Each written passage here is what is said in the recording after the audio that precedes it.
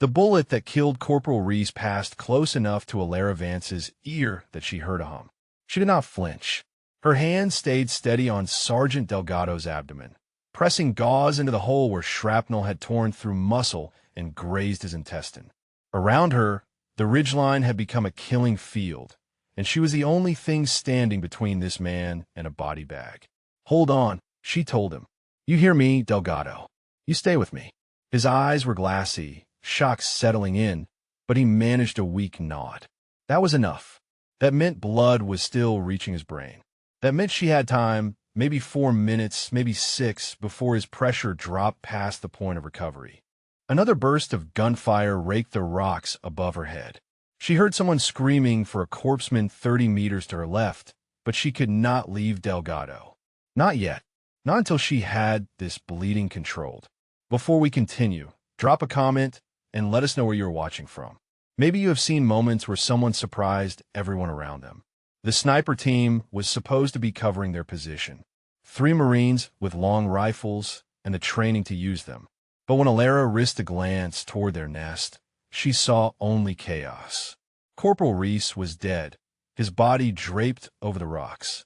Staff Sergeant Yun was clutching his shoulder, blood seeping between his fingers. And the third man, the spotter, was frozen. Just frozen. His hands shaking too badly to even raise his weapon. 18 fighters. She had counted them during the first seconds of the ambush, when her training kicked in and her mind went cold and clear. 18 Taliban, moving through 3 positions in the valley below, using the terrain like men who had grown up hunting in these mountains. Because they had. "Doc, we need suppression or we are all dead," someone shouted through the radio static. "Medevac cannot land until we clear that fire." She knew the voice. Gunnery Sergeant Crenshaw, somewhere behind them with the quick reaction force that was supposed to be their backup. Fat lot of good they were doing from 500 meters away. Delgado coughed, and blood flecked his lips. Alara adjusted her pressure, found the arterial bleeder she had missed, and clamped it with her fingers while her other hand fumbled for hemostatic gauze. She had done this before. Fallujah, Kandahar, a dozen firebase emergencies that never made the news. She was good at this. She was maybe the best combat medic in Helmand Province, and right now that meant nothing because good medicine required time, and these men were dying faster than she could reach them. The sniper rifle lay 6 feet away. She saw it without meaning to. The M48-5 that had fallen from Reese's hands when the round took him through the throat. It lay there in the dust, scope still attached, magazine still loaded. 5 rounds, maybe 6. Enough to change everything if someone knew how to use it. Alara looked away. That was not her job. Her job was the man bleeding under her hands, the others calling for help, the medevac that would not come until someone silenced those guns. Another Marine went down. She heard the impact, heard the scream cut short, heard Lance Corporal Okafor cursing as he dragged the body behind cover. That made 4 wounded, 2 dead, and the enemy was still advancing. The spotter had not moved. Yun was trying to stanch his own, bleeding one-handed. No one was reaching for that rifle. Alara pulled the gauze tight, secured it with pressure, and checked Delgado's pulse. Weak, but present. He would live if medevac arrived in the next 10 minutes. He would die if it took 15. Her eyes drifted to the rifle again. She knew that weapon. She knew it the way some people knew musical instruments or surgical tools. The weight of it, the pull of the trigger, the way the recoil would climb if you let it. She knew the mathematics of windage and elevation, the patience required to time a shot between heartbeats. She knew because someone had taught her long ago in a life she had tried to leave behind.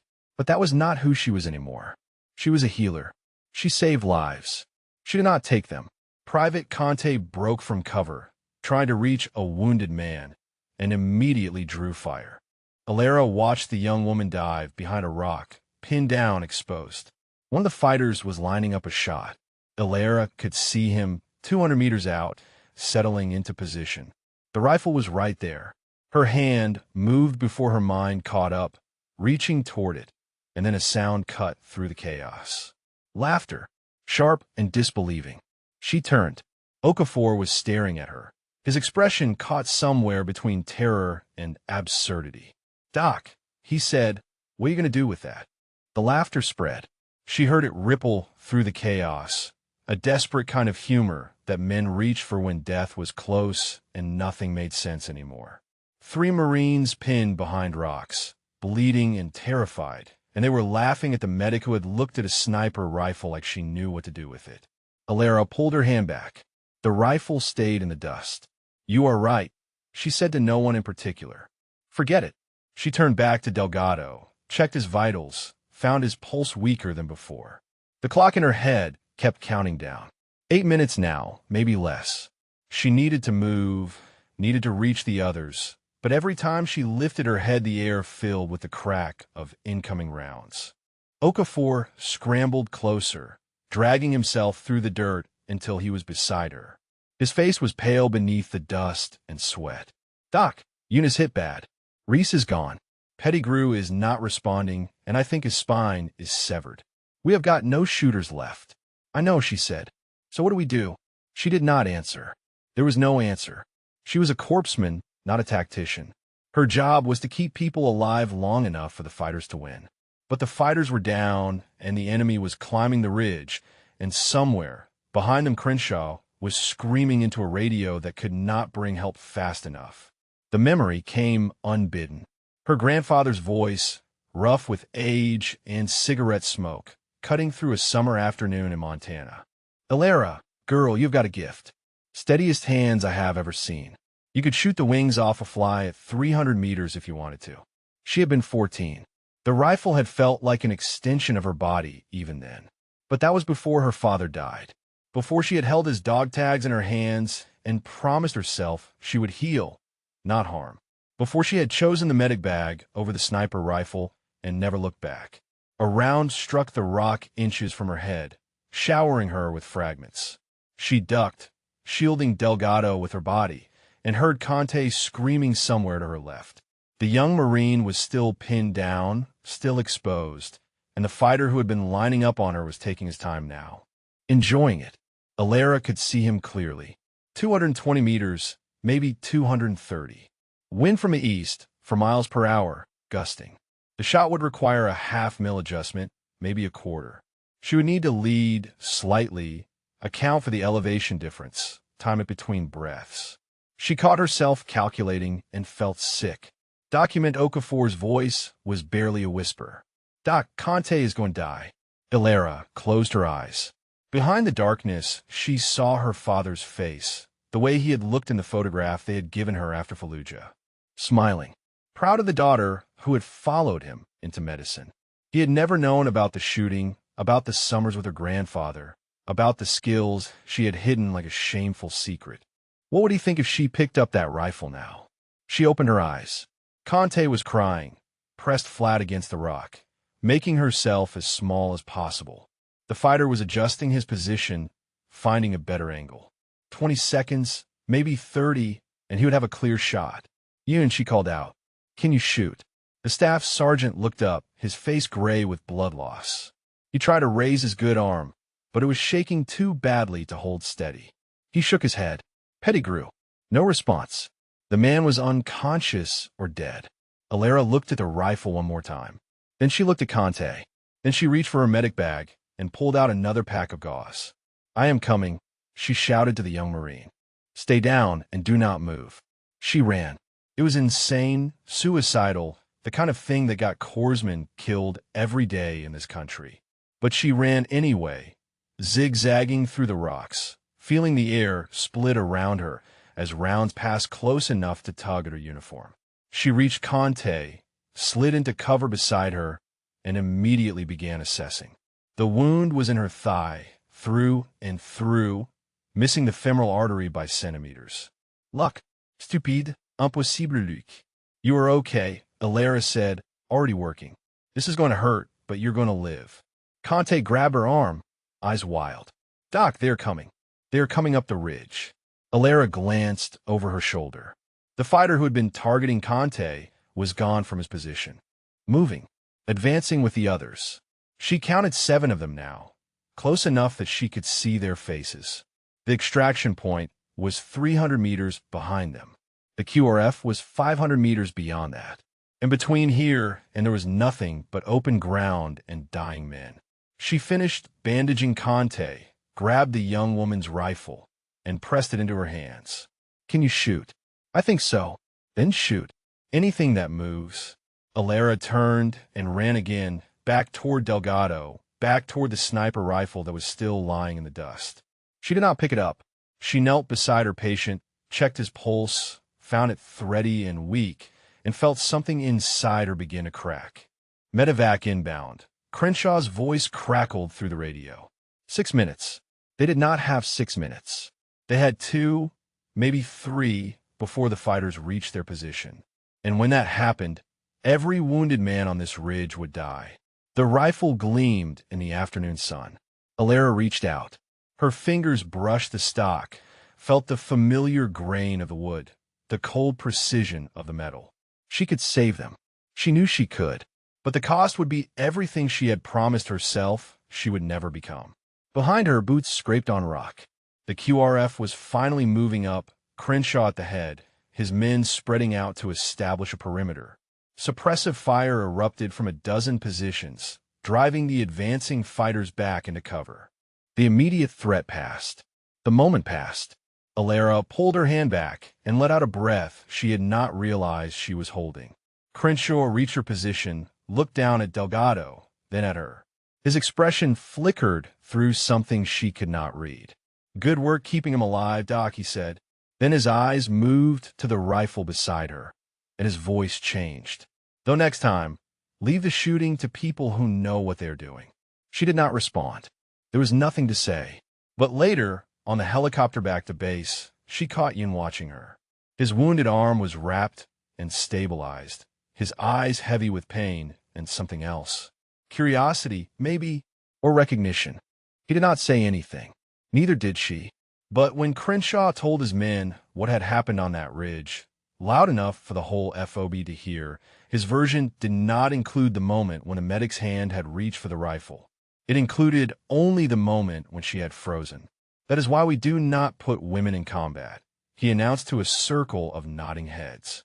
She had a rifle in her hands and could not pull the trigger. Delgado is lucky he did not bleed out while she was having a moment. Alara heard every word, and she said nothing at all. The medical tent smelled like blood and antiseptic, the same smell that had followed Alara through 3 deployments and 1,000 sleepless nights. She moved between cots with practiced efficiency, checking vitals, adjusting for drips, speaking softly to men who were too drugged to hear her, but might find comfort in the sound anyway. Delgado was stable. She had checked on him 4 times since they landed, unable to stop herself, needing to see the rise and fall of his chest as proof that she had done something right on that ridge. He would live. The surgeons had confirmed it. Her work in the field had bought him the time he needed. It should have felt like victory. Instead, it felt like a stay of execution. "Doc Vance." She turned. Delgado was awake, his eyes still hazy from morphine, but focused enough to find her face. "Hey," she said, moving to his bedside. "You should be sleeping. Wanted to say thank you." He swallowed, winced at the pain the movement caused. "They told me what you did. Running through fire to get to Conte. Keeping me alive when everything went sideways. You're something else. Just doing my job." "No." His hand found hers, weak but insistent. "I have seen corpsmen freeze up out there. I have seen good people lose their nerve when the rounds start flying. You did not even flinch. That is not just training. That is something in your blood." She pulled her hand away gently. "Get some rest, Sergeant. I will check on you in a few hours." She left before he could say anything else. Before he could ask the questions she saw forming behind his eyes. Outside, the FOB was settling into its evening rhythm. Generators hummed. Somewhere a radio played country music too loud. Marines moved between tents and vehicles, their conversations low and tired. Alara found a quiet spot behind the motor pool, a place where she could see the mountains, but no one could see her. She sat on an empty crate, pulled her father's dog tag from beneath her uniform, and held them in her palm. The metal was warm from her skin. She had worn these tags every day since the chaplain had placed them in her hands 6 years ago. Her father's name, his blood type, his service number. Everything that remained of a man who had saved 43 lives in combat before a sniper's bullet found him in Fallujah. He had never carried a weapon, not once in 12 years of deployments.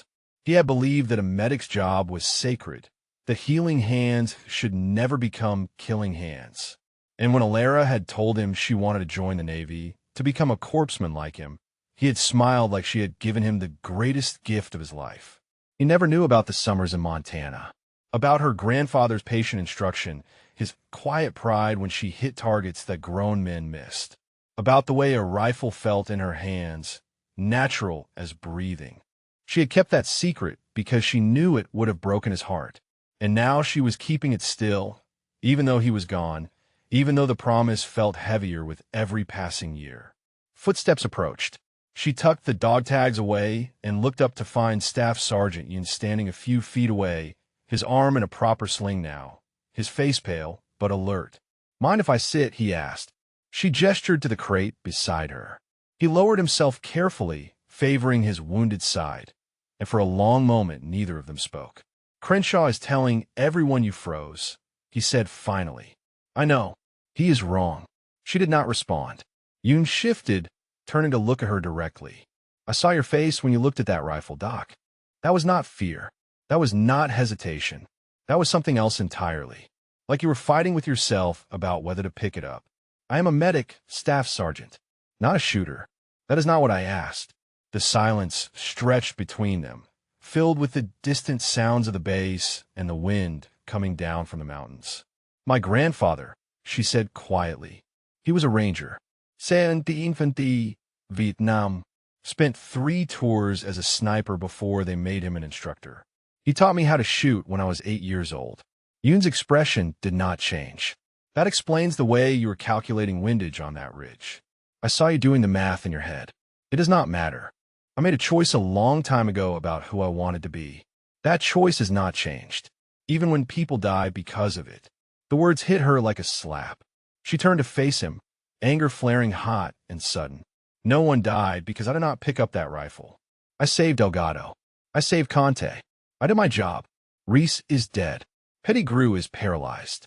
2 others took rounds that might have been prevented if someone had suppressed that fire earlier." Yoon's voice was not accusatory, just tired. "I am not blaming you, document. I am just saying that choices have consequences. And sometimes the choice not to act is still a choice." She wanted to argue. She wanted to tell him that he did not understand, that no one understood, that the weight of her father's legacy and her grandfather's training had been pulling her in opposite directions for her entire adult life. But before she could speak, a voice cut through the darkness. There she is, the hero medic who cannot shoot. Crenshaw emerged from the shadows between 2 vehicles, flanked by 2 of his Marines. His smile was sharp, mocking. "Heard you had quite the adventure today. Document heard you almost picked up Reese's rifle before you remembered you do not know which end the bullets come out of." Yoon stood. "That is enough, Gunny. Relax, Staff Sergeant. I am just making conversation." Crenshaw's eyes never left Alara's face. "Just want to make sure our medic knows her place. We cannot have her getting confused out there, thinking she's something she is not. That kind of confusion gets people killed." Alara rose slowly. She was 6 inches shorter than Crenshaw and 50 pounds lighter, but she met his gaze without flinching. "I know exactly what I am, Gunnery Sergeant. I know exactly what I did on that ridge today. Can you say the same?" Something flickered in his expression. Surprise, maybe, or the first hint of uncertainty. But it passed quickly, replaced by the same hard contempt. "You got lucky today, document. Next time you might not be so fortunate. And when that happens, when your hesitation costs someone their life, remember that I try to warn you." He turned and walked away, his Marines following like shadows. You can watch them go, then look back at Alara. "You need to tell someone the truth about your training, before he uses this to bury you." She shook her head. It would not change anything. Men like Crenshaw do not care about truth. They only care about being right.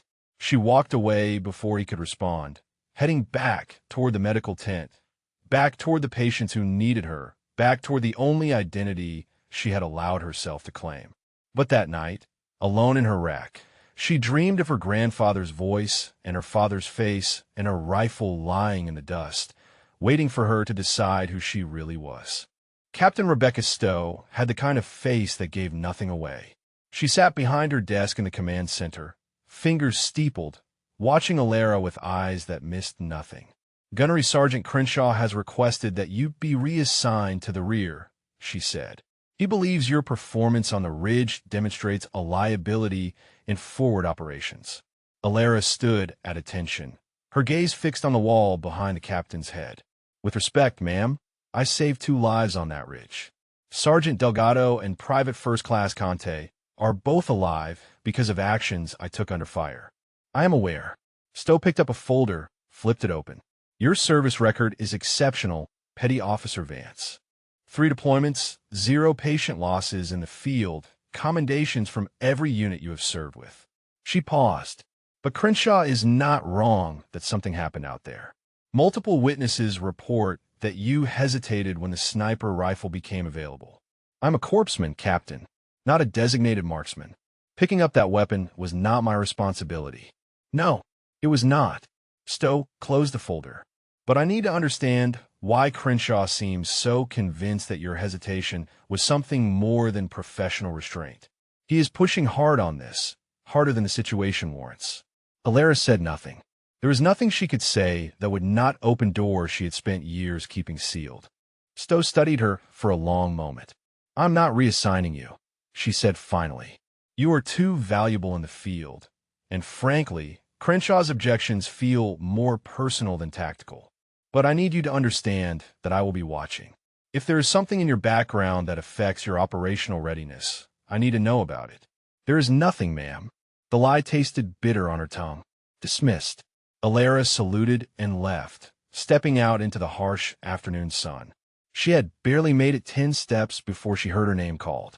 Conte was limping toward her, one crutch under her arm, her wounded leg wrapped in fresh bandages. The young Marine's face was bright with something Alara had not expected to see. Gratitude, yes, but something else too. Admiration. "Doc Vance," Conte said, slightly out of breath. "I wanted to catch you before the readiness drill." "Readiness drill." Conte's expression flickered. He did not hear. Crenshaw scheduled a unit readiness assessment for 1600. Everyone has to qualify on their assigned weapons, including, she hesitated, including attached personnel. Alara felt something cold settle in her stomach. Corpsmen did not typically participate in marksmanship qualifications. They were trained on sidearms, required to maintain basic proficiency, but they were not expected to compete alongside infantry Marines. This was not about readiness. This was about humiliation. "I will be there," she said. The range was set up on the eastern edge of the FOB, a stretch of hard-packed dirt with paper targets at 25, 50, and 100 meters. By the time Alara arrived, most of the unit had already gathered. She saw Okafor near the ammunition table, his expression uncomfortable. She saw Yoon standing apart from the others, his wounded arm still in its sling. And she saw Crenshaw at the center of it all, clipboard in hand, wearing the satisfied smile of a man who knew exactly how this afternoon would end. "Vance," he called out, "good of you to join us. Since you are attached to a combat unit, I figured it was time we assessed your weapons proficiency, just to make sure you can handle yourself if things go sideways again." A few of the Marines laughed. Most did not. Alara stepped forward and accepted the M9 pistol that was pressed into her hands. Standard sidearm, 15 rounds in the magazine. She had qualified expert on this weapon 3 times during her career. But that was not what Crenshaw wanted to see. "Actually," he said, "let's make this interesting. Why don't you try the M4 as well? Give us a real sense of your capabilities." He was watching her face, looking for fear, for hesitation, for any sign of the weakness he was convinced she possessed. Alara kept her expression neutral as she accepted the rifle. She could feel the weight of it in her hands, familiar and foreign at the same time. The M4 was not the precision instrument her grandfather had trained her on, but the principles were the same. Breathing, trigger control, sight alignment. The fundamentals did not change. For a moment, one wild moment, she considered showing them everything. Putting every round through the center of the target, demonstrating the skills she had hidden for so long. Watching Crenshaw's face as he realized how badly he had underestimated her. But then she saw Conte watching from the sidelines, hope and anxiety warring in her eyes. She saw the other female Marines scattered through the crowd, the ones who looked to her as proof that women belonged in combat units. And she understood what Crenshaw was really doing. If she performed poorly, he would use it as evidence that women could not handle combat. If she performed too well, he would demand to know where she had learned to shoot like that, and the questions would never stop. There was no winning this game, not by his rules. She raised the rifle, sighted on the 25-meter target, and fired. The shots were adequate, center mass, but not exceptional. Good enough to pass, mediocre enough to confirm every assumption Crenshaw had made about her. It was the hardest thing she had ever done. When she finished, Crenshaw's smile had widened. "Acceptable, Doc," he said loudly. "But maybe stick to the bandages from now on. Leave the shooting to the professionals." The laughter was louder this time. Alara handed back the rifle and walked away without a word. She found Conte waiting by the motor pool, her young face troubled. "Why did you do that?" the private asked quietly. "I saw your hands, document. They were steady as stone. You were not nervous at all, but you shot like you had never held a rifle before." Alara looked at her for a long moment. "My job is to put people back together," she said. "That is the legacy I am carrying. It is the only one that matters." Conte shook her head. "With respect, Doc, I do not think that is true. I think you are carrying something else. Something you are afraid to let anyone see." Before Alara could respond, a runner appeared from the command center. "Doc Vance, Captain Stowe wants you at the briefing in 10 minutes. New mission, high-value target." She paused. Heavy enemy presence expected.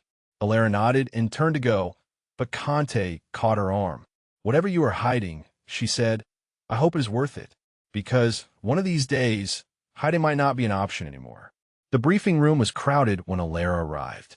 She found a spot near the back, listening as Captain Stowe outlined the operation. Compound in the valley, 16 kilometers out. Intelligence suggested a Taliban commander was using it as a staging area. The mission was to observe, confirm, and call in an airstrike if the target was verified. Crenshaw's sniper team would provide overwatch. Alara would serve as primary medic.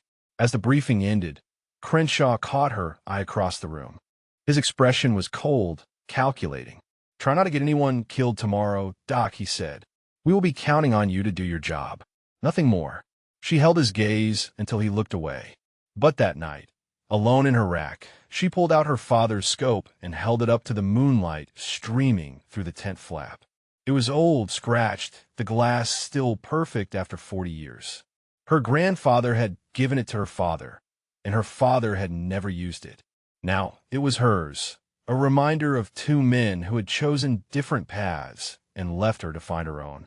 Tomorrow, she thought, tomorrow would be different. She did not know how different yet. The convoy rolled out before dawn, for vehicles cutting through the darkness toward the valley where the target compound waited. Alara sat in the second truck, her medic bag between her feet, watching the mountains emerge from shadow as the sky lightened to gray. No one spoke. The silence had the particular weight of men preparing themselves for what might come, running through scenarios in their heads, making peace with possibilities they could not control. She had seen this silence before, felt it settle over units like a held breath. Some Marines prayed. Others checked their weapons for the 10th time. Alara counted the supplies in her bag, confirming what she already knew. 4 tourniquets, 6 packs of hemostatic gauze, 2 bags of saline, enough morphine to ease 3 men into death if it came to that. The vehicle ahead of them carried Crenshaw and his sniper team. 2 shooters now instead of 3, Yun still recovering from his wound. The replacements were young, eager, untested in this particular valley. Alara had treated one of them for a sprained ankle 2 weeks ago. He had winced when she wrapped the bandage. She wondered if he would wince when the bullets started flying. The convoy stopped at the base of a ridgeline, 5 kilometers from the target compound. From here, they would proceed on foot, climbing to an observation point that intel promised would give them clear sight lines to the valley below. Alara shouldered her bag and fell into formation. Conte was there despite her wounded leg, refusing to be left behind. Okafor walked beside her, his usual jokes silenced by the weight of what was coming. 12 Marines in total, plus one Navy corpsman who was not supposed to be anything more than a healer. The climb took 2 hours. By the time they reached the observation point, the sun had crested the eastern peaks, and the valley below was bathed in golden light. The compound sat at the center of it all, a collection of mud brick buildings surrounded by a low wall. Alara counted 6 vehicles in the courtyard, 24 figures moving between structures. More than intel suggested, Crenshaw muttered. He was lying prone at the edge of the ridge, binoculars pressed to his eyes. A lot more. One of his shooters, a lance corporal named Briggs, was setting up beside him. His spotter, Corporal Fenn, was already calling out distances and wind readings. Alara found a position behind a cluster of rocks, close enough to reach the team, if needed, far enough to stay out of their way. She watched the compound through her own binoculars, counting heads, noting positions, doing the tactical assessment that had become second nature, even though it was not supposed to be her job. Something was wrong. She could feel it before she could name it, a prickling at the back of her neck that had nothing to do with the morning chill. The figures below were not moving like men going about their daily business. They were moving like men who knew they were being watched. She opened her mouth to say something, but before she could speak, the world exploded. The first RPG hit the rocks 10 meters to her left, showering the position with shrapnel and debris. The second came from the opposite direction, bracketing them in a crossfire that should have been impossible. Ambush, someone screamed. Contact on 3 sides. Alara was already moving, scrambling toward the nearest wounded Marine. It was Fenn, the spotter, blood streaming from a gash across his forehead. She pressed gauze to the wound, felt him trying to push her away. "I am fine," he gasped. "Briggs is hit. Briggs is down." She turned. The young lance corporal was crumpled beside his rifle, motionless.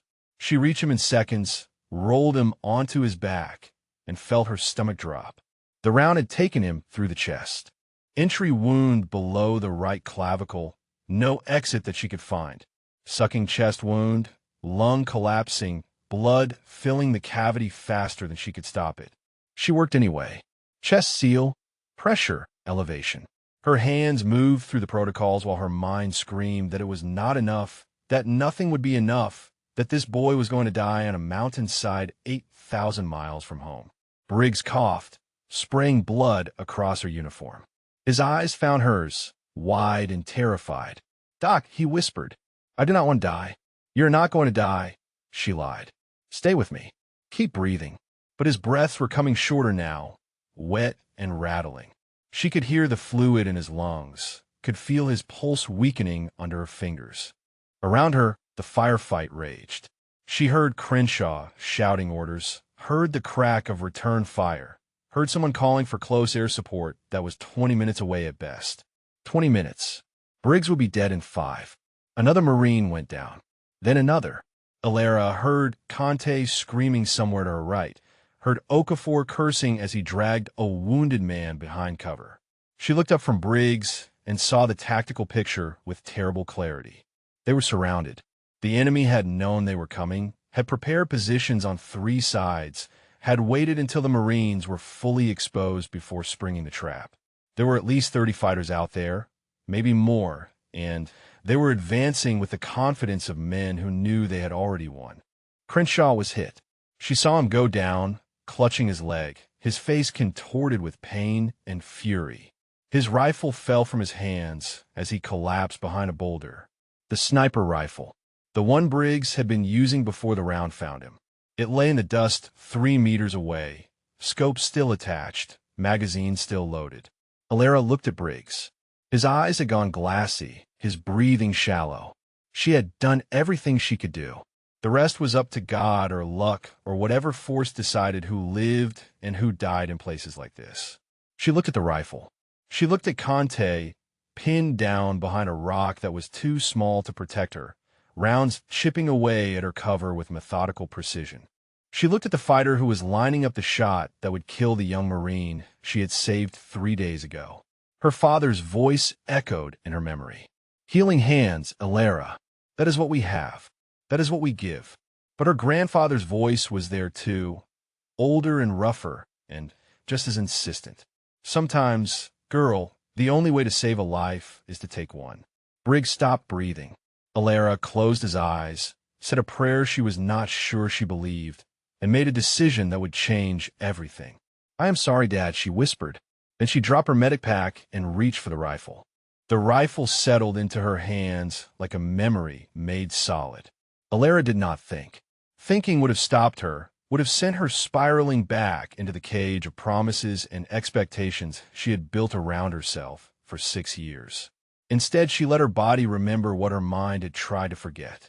She rolled onto her stomach, pulled the stock tight against her shoulder, and found the scope with her eye. The world narrowed to a circle of magnified clarity. Wind from the east, 6 miles per hour. Distance to the fighter targeting Conte, 218 meters. Elevation difference, 32 feet below her position. Her grandfather's voice, calm and patient, echoed from a summer afternoon 20 years gone. Breathe in. Hold. Find the space between heartbeats. That is where the shot lives. She exhaled slowly and squeezed the trigger.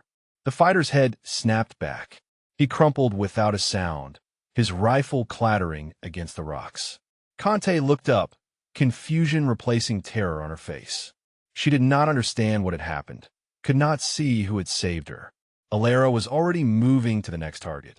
A second fighter had broken from cover, sprinting toward the Marine position with an RPG balanced on his shoulder. 160 meters. She led him by half a body length, compensated for his movement, fired. He went down mid-stride, the RPG tumbling harmlessly into the dust. Now the others had noticed.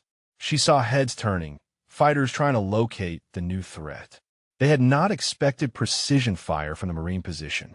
They had thought the snipers were neutralized. They were wrong. Alara shifted her position, found a cluster of 3 fighters using a boulder for cover. They were coordinating, preparing to advance. She put a round through the first man's chest, cycled the bolt, dropped the second before he could react. The third tried to run. She tracked him for 2 seconds and fired. He fell and did not move. 6 down. The magazine held 5 rounds.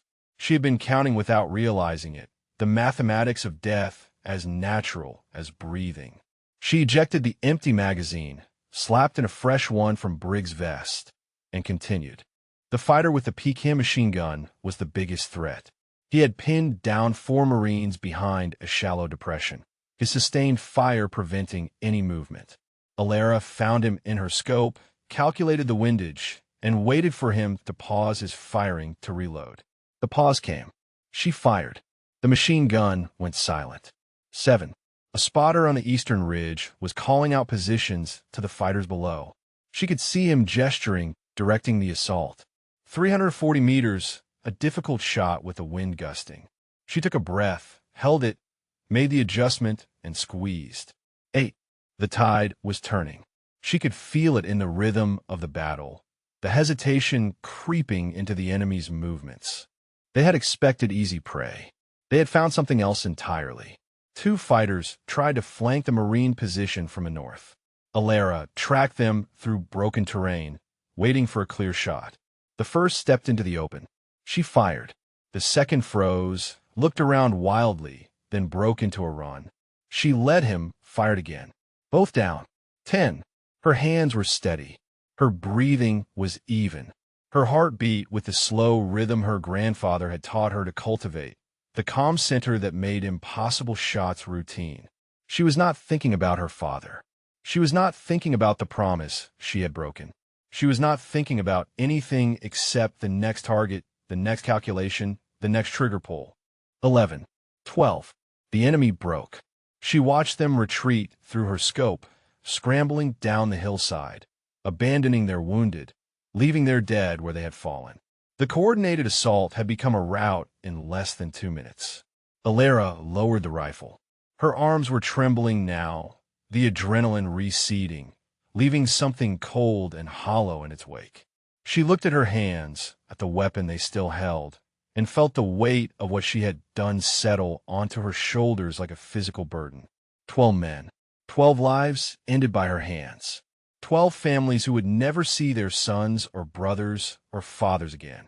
She had saved her people. She knew that. Without her intervention, Conte would be dead.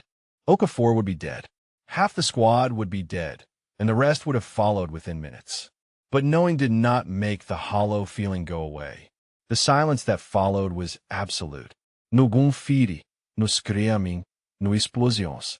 Just the wind and the distant sound of helicopter rotors growing closer.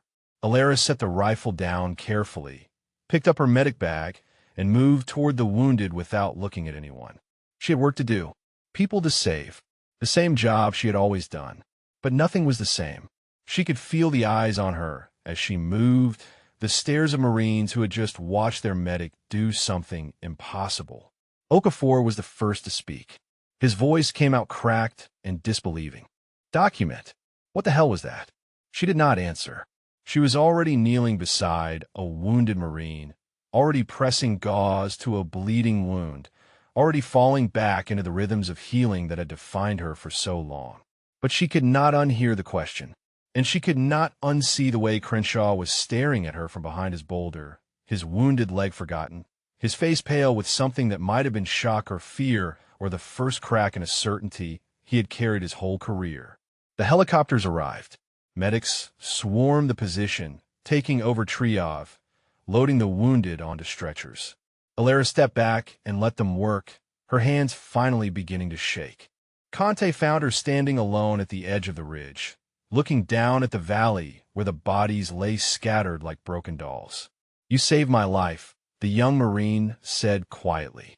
Again, Alara did not respond. Who taught you to shoot like that? The question hung in the air between them. Alara thought about lying, about deflecting, about maintaining the fiction she had protected for so long. But the fiction was dead now, bleeding out on this mountainside alongside the men she had killed. My grandfather, she said. Her voice sounded strange to her own ears, hollow and distant. He was a ranger, one of the best snipers in Vietnam. He trained me from the time I was 8 years old. Conte was silent for a long moment. Then why did you become a medic? Alara finally turned to look at her. Because my father believed that healing was more important than killing. Because he died saving lives, and I wanted to honor that. Because I thought I could be one thing or the other, but not both. She looked back at the valley, at the blood and the silence and the weight of 12 souls. I was wrong, she said. Behind them, a voice cut through the stillness. Cold, sharp, demanding. Who the hell are you? Alara turned. Crenshaw was being loaded onto a stretcher, but his eyes were fixed on her with an intensity that bordered on desperation. She held his gaze for a long moment. Then she picked up her medic bag, slung it over her shoulder, and walked toward the waiting helicopter. I am your medic, Gunny, she said without looking back. Hold still. Someone will be along to treat that leg. She climbed aboard and did not look back again. The flight back to FOB Shura was the longest 30 minutes of Alara's life. She sat with her back against the helicopter's vibrating hull, her medic bag clutched in her lap, her eyes fixed on nothing. Around her, wounded Marines groaned and bled and called for morphine. Medics moved between them with practiced efficiency, doing the work she should have been doing. But she could not move, could not think, could not do anything except sit there and feel the weight of 12 lives pressing down on her chest like a physical force. Someone touched her arm. She flinched, looked up, found Okafor crouching beside her.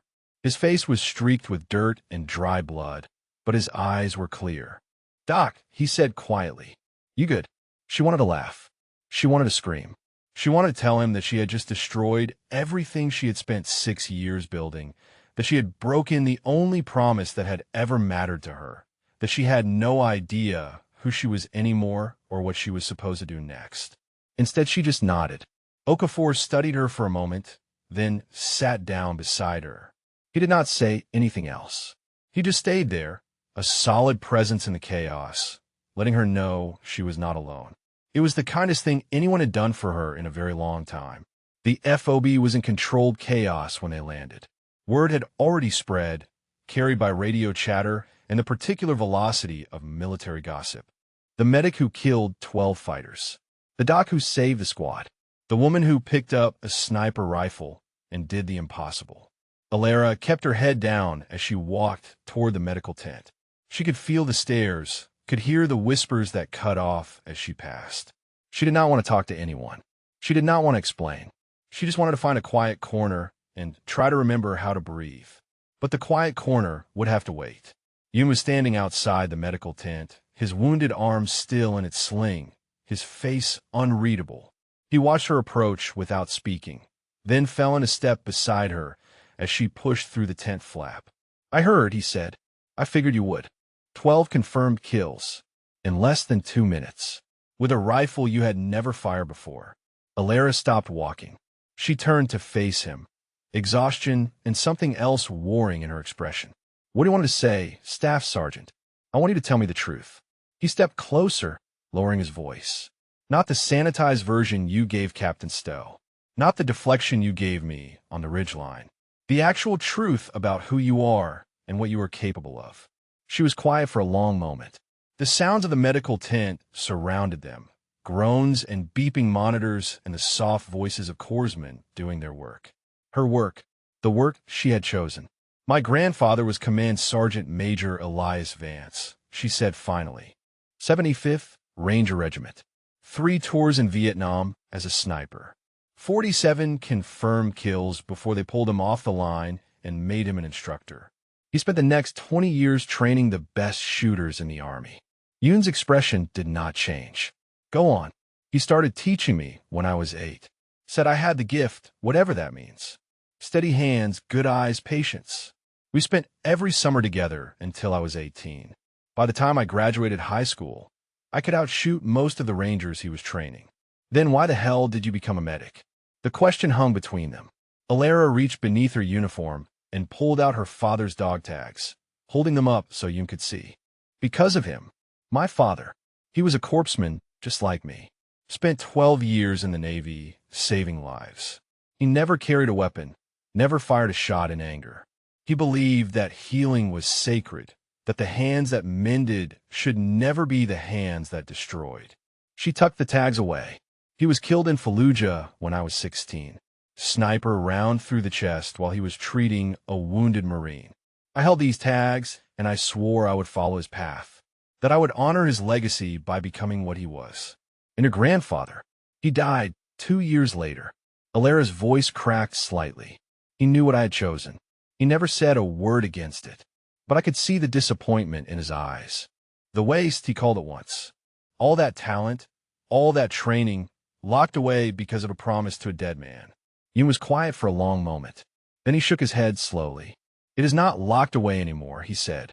"What you did on that ridge, those 12 shots, that was not luck. That was not adrenaline. That was years of training and a level of skill that most snipers never achieve." "I know. So what happens now?" Alara looked around the medical tent, at the wounded men she had helped save, at the corpsmen doing the work she had dedicated her life to. She thought about her father's faith in healing, her grandfather's gift for destruction, and the impossible space between them where she had been trying to exist for so long. "I do not know," she admitted. "I spent 6 years pretending I was one thing. Now everyone knows I am something else. I cannot put that back in a box. Maybe you were never supposed to." She looked at him sharply. "What does that mean?"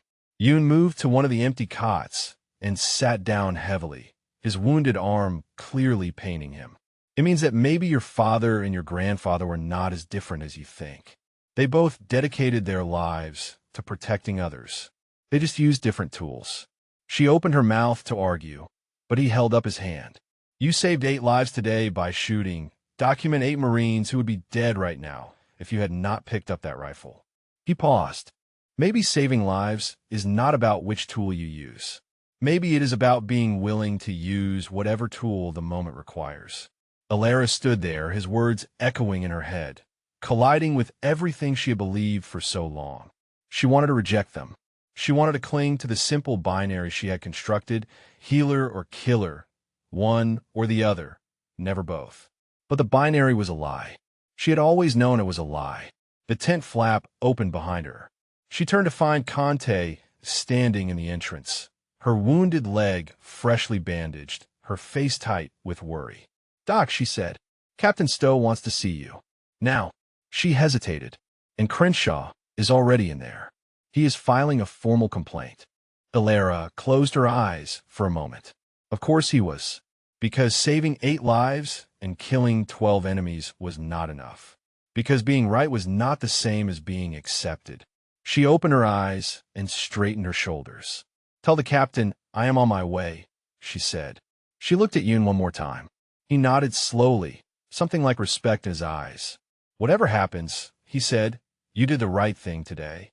Do not let anyone tell you different."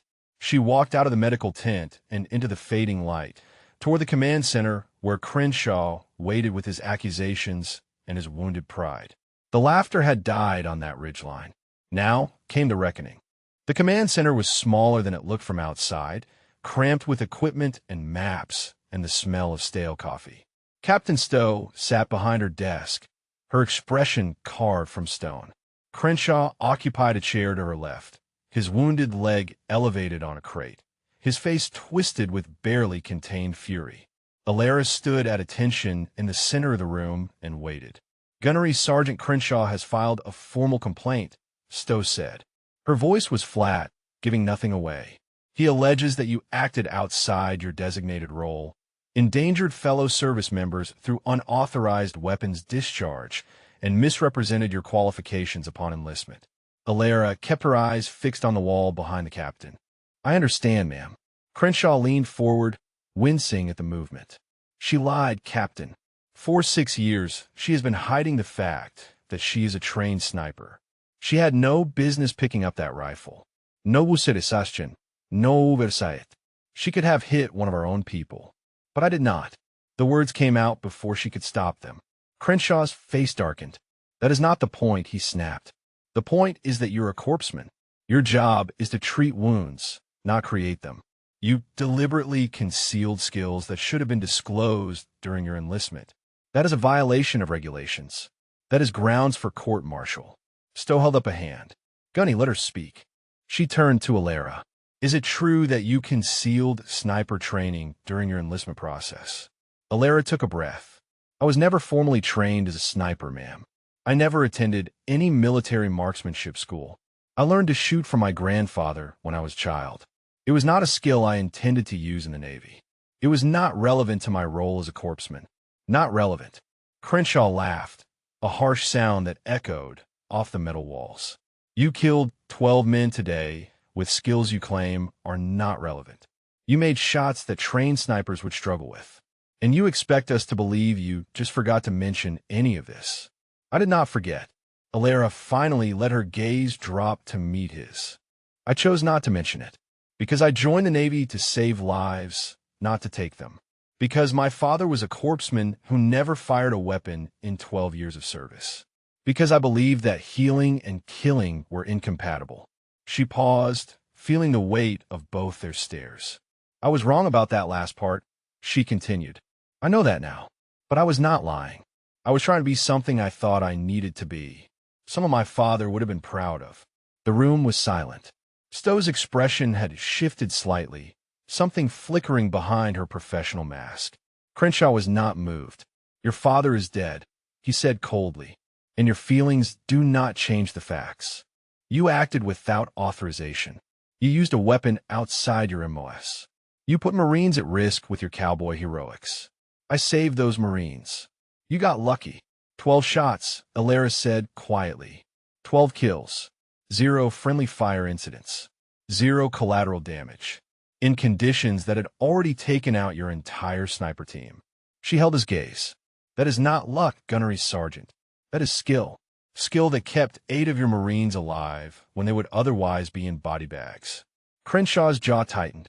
His hands gripped the arms of his chair hard enough to turn his knuckles white. "Captain," he said through clenched teeth, "I want her removed from combat operations. I want a full investigation into her enlistment records.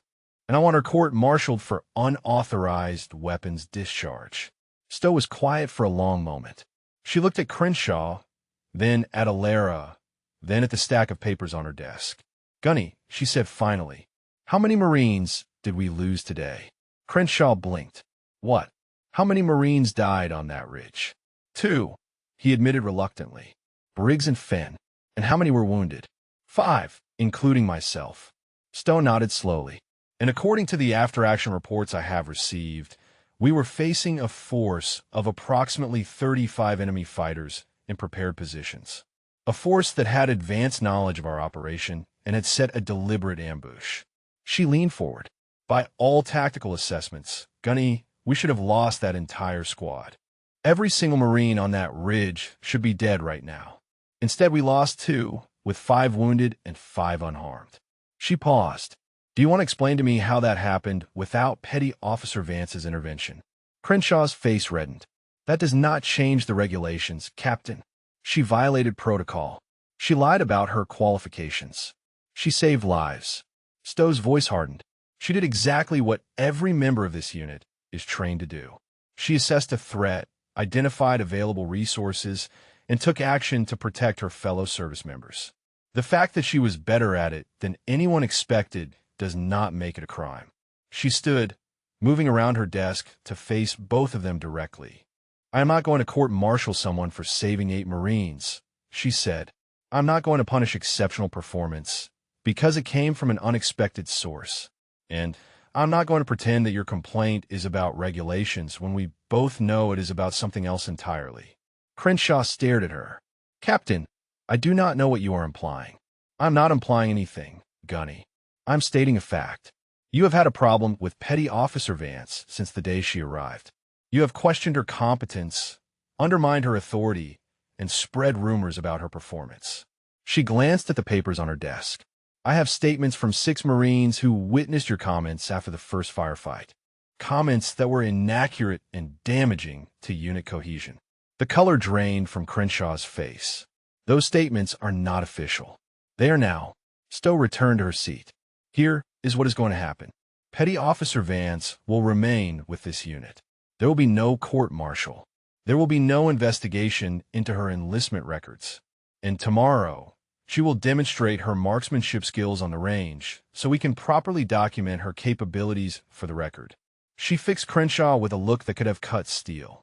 "As for you, Gunny, I will be conducting a separate review of your fitness reports, specifically the ones involving female service members. If I find a pattern, and I suspect I will, we're going to have a very different conversation." Crenshaw opened his mouth to protest, but Stowe cut him off. "You are dismissed. Both of you. Get some rest. Tomorrow is going to be a long day." Alara saluted and turned to leave. She was almost at the door when Stowe's voice stopped her. "Vance." She turned back. "Mung, your grandfather was Elias Vance, was he not? The ranger?" Alara hesitated. "Yes, ma'am." Stowe nodded slowly, something like understanding in her eyes. "I served with a man who trained under him. Said he was the best shooter he had ever seen." She paused. "He also said Command Sergeant Major Vance had a granddaughter who could outshoot him by the time she was 16. Alara said nothing. There was nothing to say. "Get some rest," Stowe repeated. "Tomorrow you show them what you can really do." Alara walked out into the night air, her heart pounding, her mind racing. Tomorrow, the proving ground, the moment she had been avoiding for 6 years. She was not avoiding it anymore. The range was crowded by 0700. Word had spread through the FOB like wildfire, passed from tent to tent in whispered conversations and disbelieving questions. The medic who killed 12 fighters. The doc who saved the squad. Now she was going to prove it, right here, in front of everyone. Alara stood at the edge of the firing line, watching Marines filter in from every corner of the base. She saw infantry grunts and mechanics, pilots and cooks, officers and enlisted. They lined the barriers 3 deep in places, jostling for position, craning their necks to see. She had never wanted this. She had spent 6 years avoiding exactly this moment, hiding her skills, pretending to be less than she was. Now there was nowhere left to hide. Okafor appeared at her elbow, his usual grin replaced by something more serious. "How are you feeling? Document." "Like I'm about to take an exam I did not study for." He snorted. You studied for this your whole life. You just did not know it was going to be on the test. Captain Stowe approached, clipboard in hand, her expression professionally neutral. She was flanked by two officers Alara did not recognize, their insignia marking them as battalion staff. Word had reached higher command. The audience was not just curious Marines anymore.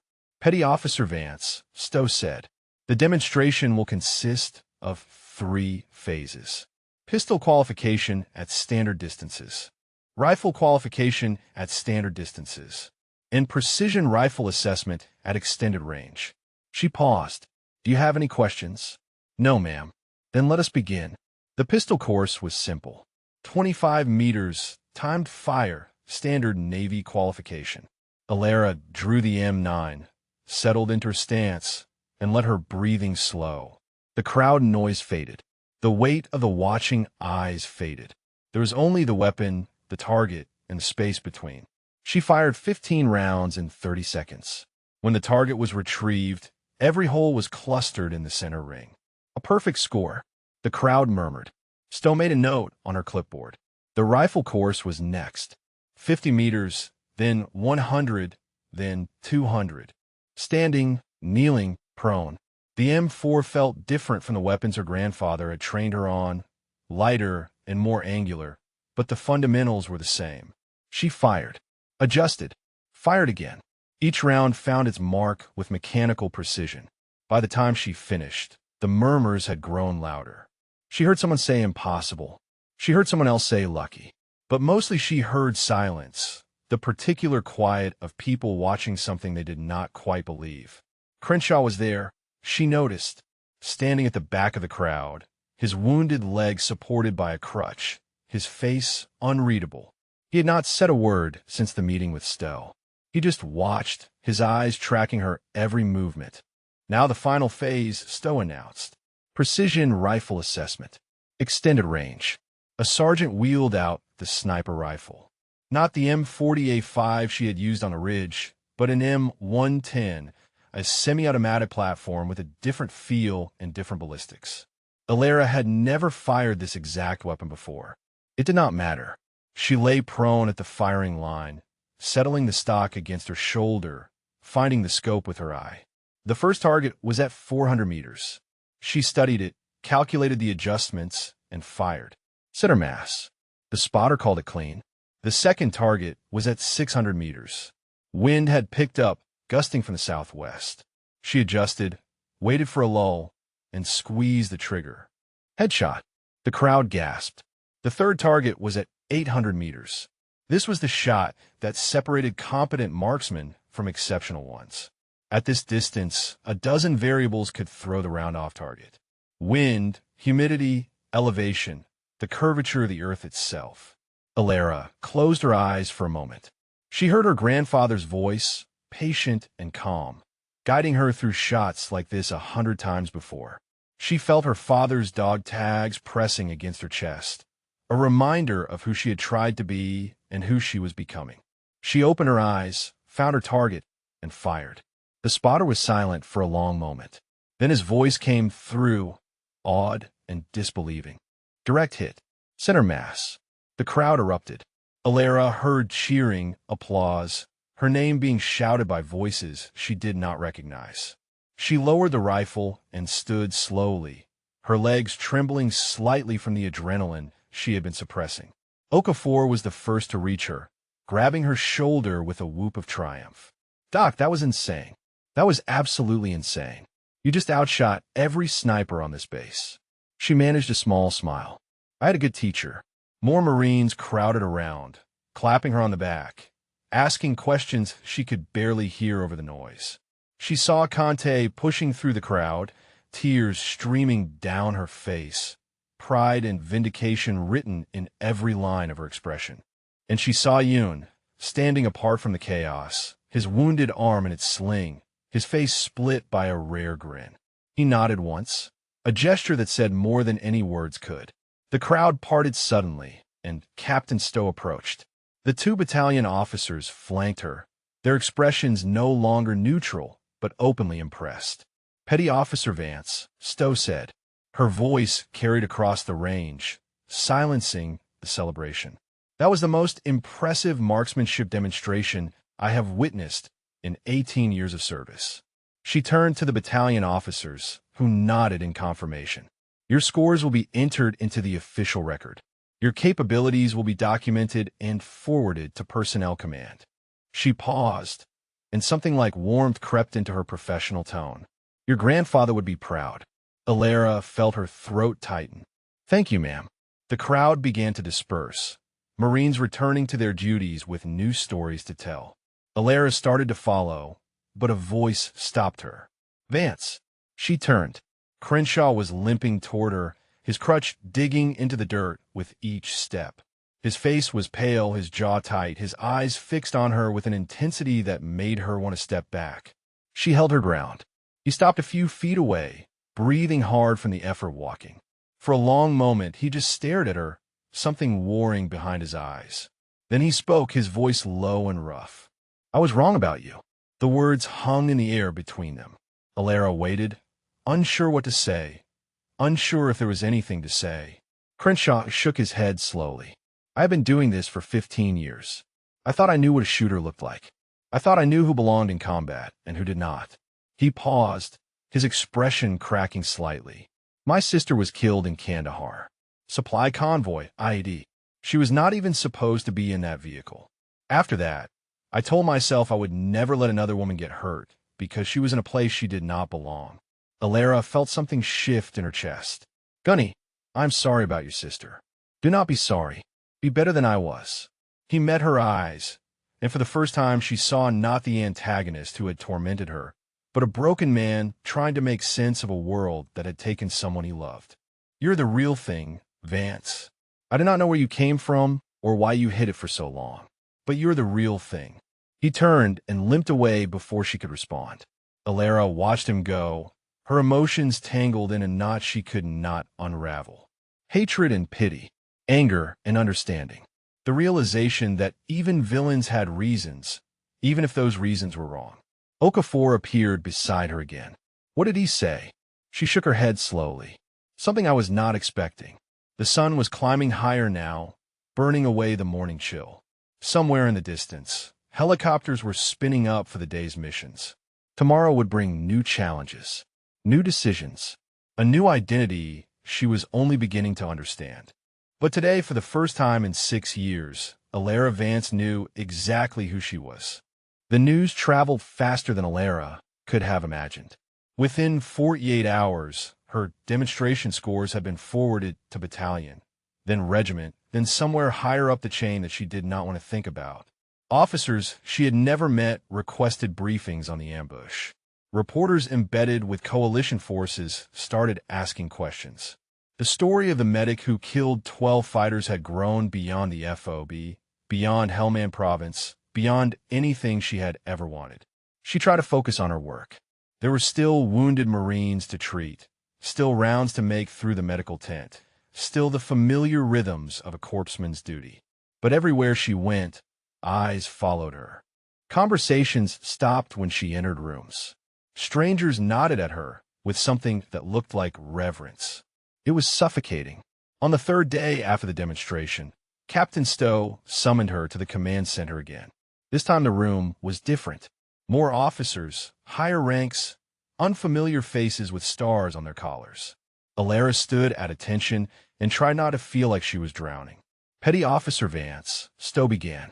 This is Colonel Richardson from Division Headquarters and Brigadier General Hawkins from Coalition Command. They have some questions for you. The next hour was a blur of interrogation disguised as conversation.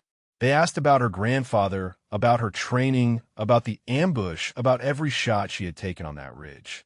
They asked about her decision to conceal her skills, about her service record, about her intentions for the future.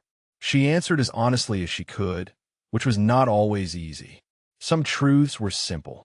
Others were tangled in grief and guilt and the complicated legacy of 2 men who had shaped her in opposite directions. When the questions finally stopped, General Hawkins leaned back in his chair and studied her with eyes that had seen more combat than she could imagine. Petty Officer Vance, he said, you present us with an unusual situation. You're a trained medical professional with exceptional marksmanship skills.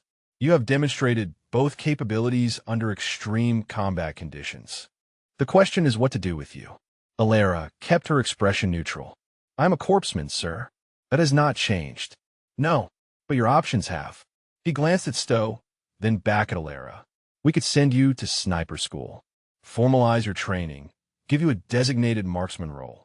You would be assigned to a special operations unit within 6 months. She felt her stomach tighten, and my medical duties would end. You cannot be both, petty officer. Not officially. The Navy does not have a designation for combat medics who also serve as precision shooters. The words landed like stones. She had known this was coming, had felt it approaching since the moment she picked up that rifle. The choice she had avoided for 6 years was finally here, inescapable. Sir, she said carefully. With respect, I did not pick up that rifle because I wanted to be a sniper. I picked it up because my people were dying and no one else could help them. Hawkins nodded slowly. I understand that, but the skills you demonstrated are too valuable to waste. The military does not have the luxury of leaving assets unused. Assets. The word stung more than she expected. She was not an asset. She was a person, a healer, a woman who had spent her entire adult life trying to reconcile 2 impossible legacies. Before she could respond, the door opened and Yun stepped inside. He was out of uniform, his wounded arms still bandaged, his face pale but determined. Apologies for the interruption, sir, he said, but I have information relevant to this conversation. Hawkins raised an eyebrow. And you are? Staff Sergeant Marcus Yun, Sniper Team Leader, 2nd Battalion. I was on the ridge when Petty Officer Vance engaged the enemy. He moved to the table and laid down a folder Alara had not seen before. Inside were photographs, documents, printouts of military records. I did some research, he continued. Command Sergeant Major Elias Vance, 75th Ranger Regiment. 47 confirmed kills in Vietnam. 3 Silver Stars, 2 Bronze Stars. Considered one of the greatest snipers in Army history. Hawkins nodded impatiently. We are aware of her grandfather's record. Then you should also be aware of this. Yun pulled out another document. Hospital Corpsman, 1st Class David Vance. Her father. 12 years of service, 3 combat deployments, Navy Cross for Valor in Fallujah. He saved 43 lives before he was killed, treating a wounded Marine under fire. The room was silent. Alara stared at the documents, at the official recognition of her father's sacrifice that she had never seen before. Yun looked at Hawkins directly. Her grandfather was a legend with a rifle. Her father was a legend with a medic bag. She's the only person I have ever met who carries both legacies. He paused, and you want to make her choose between them. Hawkins was quiet for a long moment. His expression had shifted, something thoughtful replacing the bureaucratic calculation. What are you suggesting, Staff Sergeant? I am suggesting that the military's lack of imagination is not a problem. Yun turned to face Alara. On that ridge, she saved 2 lives as a medic and 8 lives as a shooter. She did not have to choose. She just did what needed to be done. He looked back at Hawkins. Create a new designation. Attach her to a sniper team as both medical support and backup precision shooter. Let her be what she already is instead of forcing her into a box that does not fit. The general exchanged glances with Colonel Richardson. Stowe's expression was carefully neutral, but Alara thought she saw something like approval in her eyes. That would require significant paperwork, Hawkins said slowly. New protocols, training adjustments, command approval at multiple levels. Yes, sir, Yun agreed. It would. But the alternative is losing either an exceptional medic or an exceptional shooter. This way you keep both. The silence stretched. Alara felt her heart pounding. Hope and fear tangled together in her chest. Finally, Hawkins turned to her. Petty Officer Vance, if we were to create such a role, would you accept it? She thought about her father, who had believed that healing hands should never become killing hands. She thought about her grandfather, who had seen her gift and mourned its waste. She thought about Briggs, dying under her hands while the rifle lay in the dust. She thought about Conte, alive because she had finally picked it up. Yes, sir, she said. I would. Hawkins nodded once. Then we have work to do. He stood, gathering the documents. I will need a full briefing on your capabilities, your training history, and your operational preferences. Captain Stowe will coordinate. He paused at the door, looking back at her with something that might have been respect. Your grandfather trained some of the best shooters this country has ever produced, he said. And your father saved more lives than most doctors do in a lifetime. He shook his head slowly. I suspect you're going to surpass them both. He left. Richardson followed. The door closed behind them. Alara stood there, trembling slightly, trying to process what had just happened. Yoon moved to stand beside her, his expression softer than she had ever seen it. Thank you, she managed. For the records. For speaking up. He shrugged with his good shoulder. You saved my life on that ridge. Twice, actually. Once with gauze, and once with a rifle. He smiled slightly. Seemed like the least I could do. Stowe approached, her professional mask finally cracking into something warmer. Get some rest, Vance. The next few weeks are going to be busy. She paused. But for what it is worth, I think this is the right call. For you and for the Corps. Alara nodded, still not quite believing any of it was real.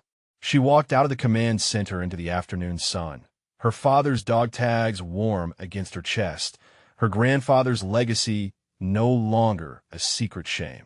For the first time in her life, she did not have to choose. She could be both. The paperwork took 2 weeks.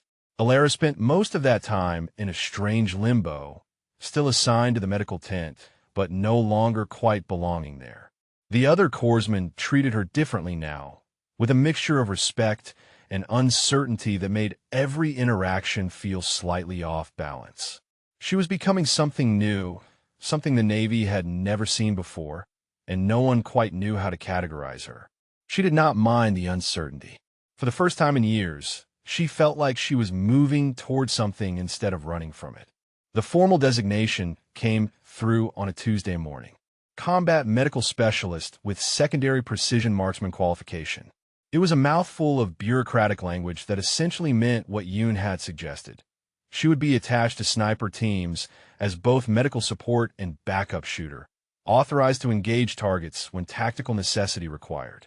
Captain Stowe delivered the news personally, handing Alara a folder containing her new orders, her updated service record, and a letter of commendation signed by General Hawkins himself. Congratulations, Stowe said. You just made history. First person in naval service to hold this designation. Alara looked at the documents, still not quite believing they were real. Thank you, ma'am, for everything. Do not thank me. Thank Staff Sergeant Yoon. He is the one who would not let it go. Stowe paused, her expression softening. He has also formally requested that you be assigned to his team when he returns to duty. I have approved the transfer. The news hit her harder than she expected. Yoon's team, the same unit that had lost Briggs and Fenn on the ridge. The same men who had watched her transform from medic to shooter in the span of 90 seconds. When does the transfer take effect? She asked. Immediately. Stowe smiled slightly. Though I suspect you will want to say some goodbyes first. The goodbyes were harder than she anticipated. She found Delgado in the recovery ward, sitting up in bed for the first time since the ambush. His color was better, his eyes clearer, but he still moved with the careful slowness of a man whose body was knitting itself back together. Heard you were leaving us, Doc, he said as she approached. Not leaving, just moving to a different unit. He shook his head. You know what I mean. You're not going to be our corpsman anymore. Someone else is going to be stitching us up when things go sideways. She sat on the edge of his bed, feeling the weight of the moment. I will still be around, still be a medic, just with additional responsibilities. Delgado was quiet for a moment. Then he reached out and took her hand, his grip weak but sincere. You saved my life, he said. On that ridge, when everything was falling apart, you kept me alive. I do not care what else you do or what fancy new title they give you. To me, you will always be the doc who would not let me die. She squeezed his hand, blinking back unexpected tears. Take care of yourself, Sergeant. No more gut wounds. No promises. She found Okafor outside the motor pool, pretending to work on a vehicle that clearly did not need maintenance. He looked up as she approached, his expression caught between pride and something that looked almost like loss. So, it is official, he said. You're a shooter now. I am both, she corrected. That is kind of the point. He nodded slowly, wiping grease from his hands with a rag that only made them dirtier. You know, when I first saw you reach for that rifle on the ridge, I thought you had lost your mind. Figured the stress had broken something in your head. And now I think you might be the sanest person I have ever met. He grinned, the familiar Okafor humor breaking through. You knew exactly who you were the whole time. You were just waiting for the rest of us to catch up. She laughed, surprising herself. Something like that. He stepped forward and pulled her into an unexpected hug, brief but fierce. You take care of yourself out there. Document. And if Yoon's team gives you any trouble, you let me know. I will straighten them out. I can straighten them out myself. Yeah. He pulled back, still grinning. I know you can. Conte found her before she could go looking. The young Marine was waiting outside the medical tent, her wounded leg nearly healed now, her posture straight and strong. I wanted to catch you before you left, Conte said. To tell you something. Alara waited.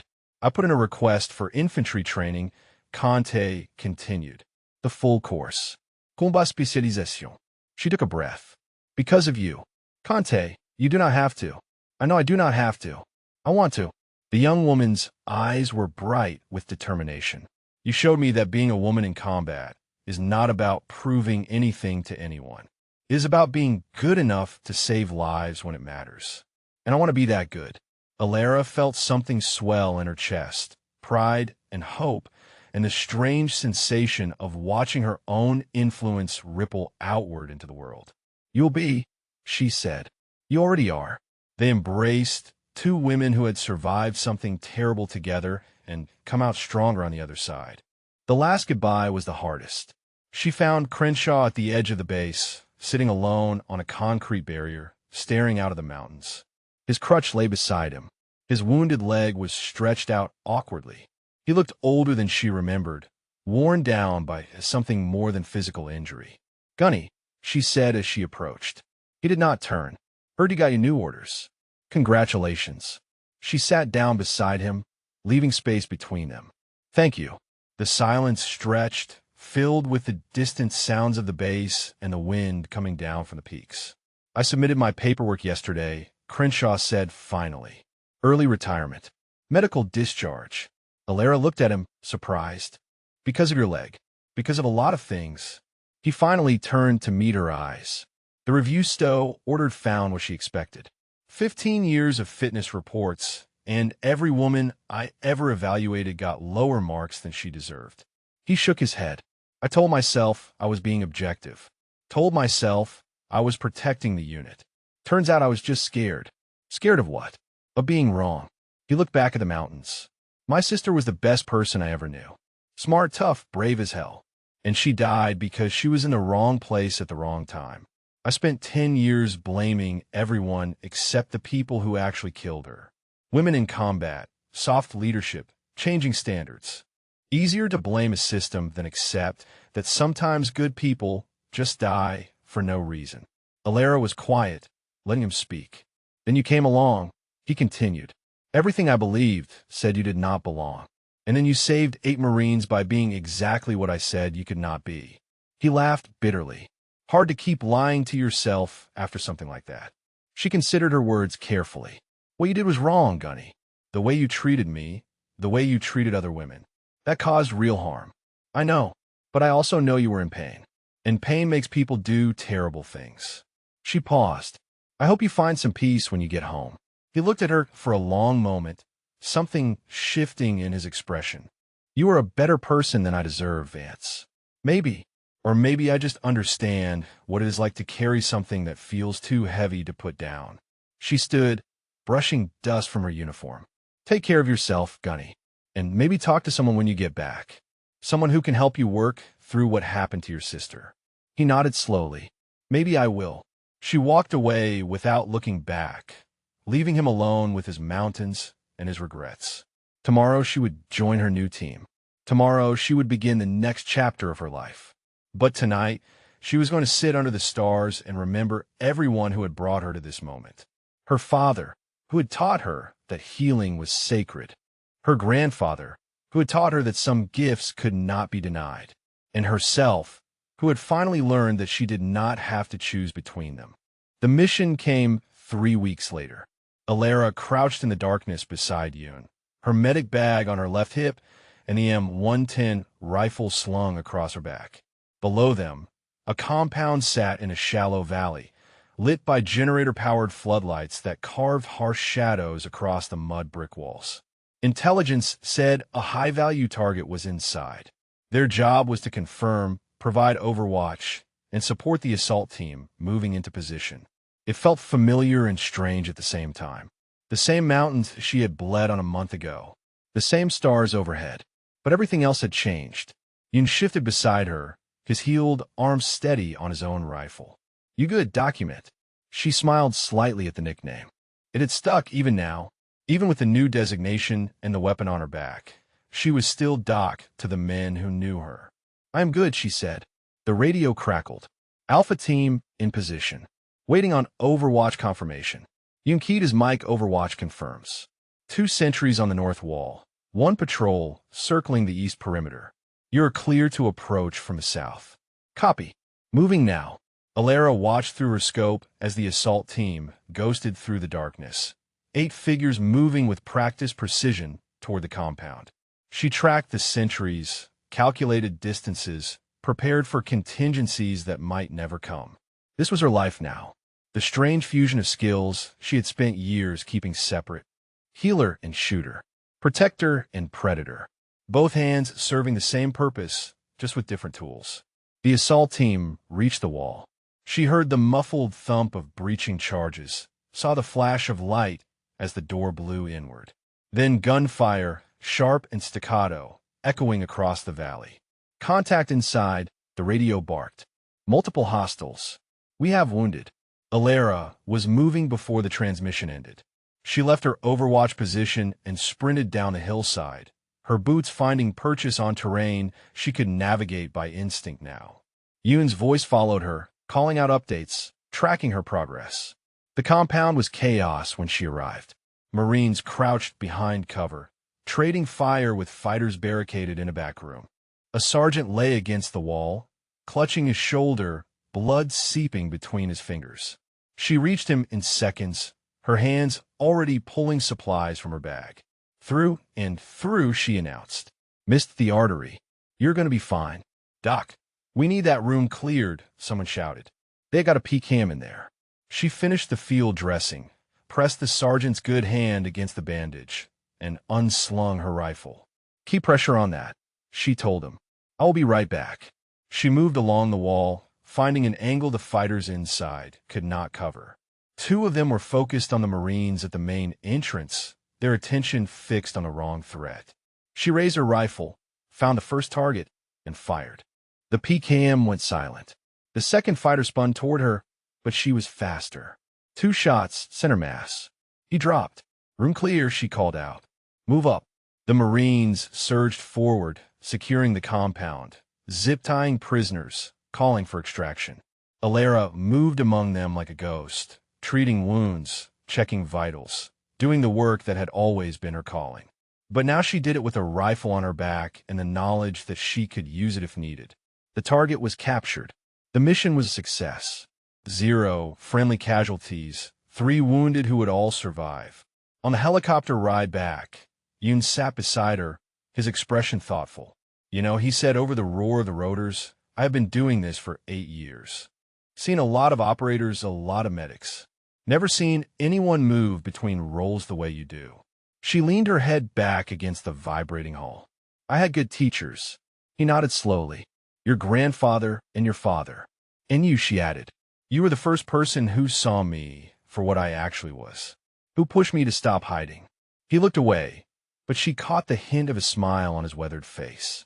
"Just calling like I saw it." The FOB was quiet when they landed, the pre-dawn darkness soft and welcoming after the violence of the night.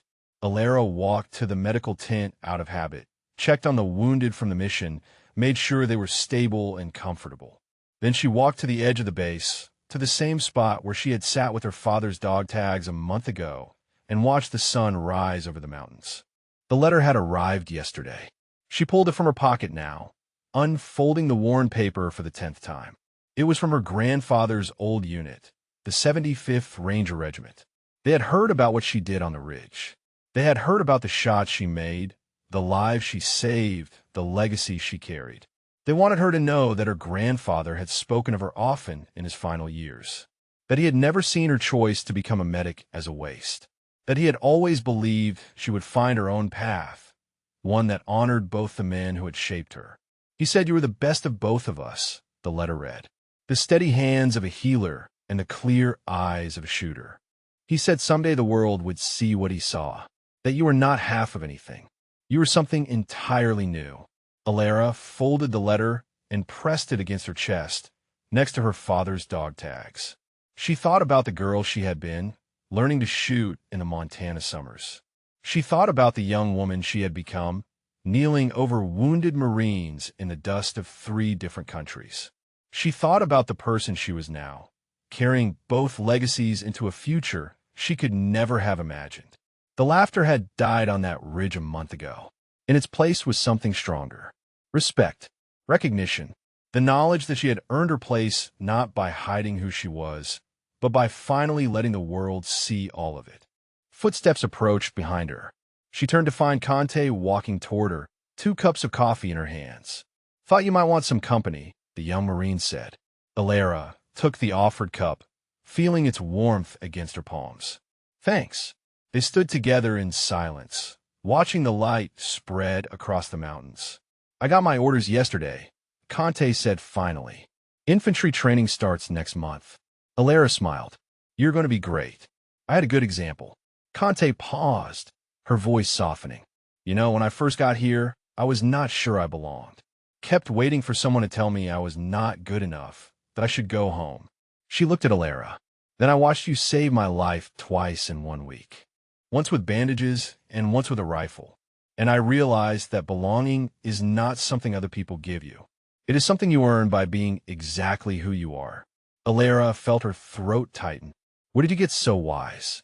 Conte grinned. "Must be the company I keep."